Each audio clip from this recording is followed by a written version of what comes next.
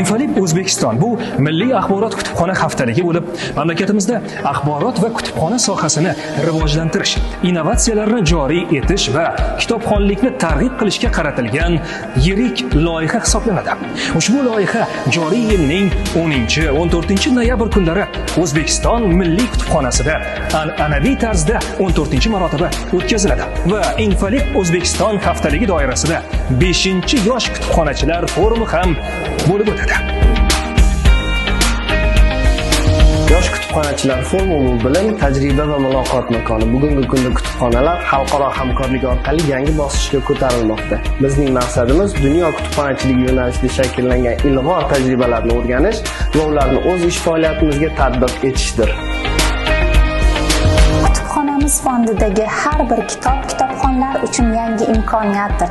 Biz yoshlar forumida aynan shu imkoniyatlarni yanada rivojlantirish, kitobxonlik madaniyatini yuksak cho'qqiga olib chiqish borasida o'zaro fikrlar almashib boramiz. Kutubxona fondini boyitish bilimga yo'l ochish demakdir.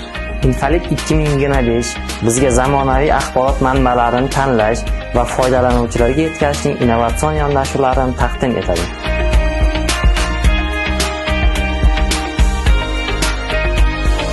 Infoliq bu kelajak kutubxonachilarining bugungi qadami.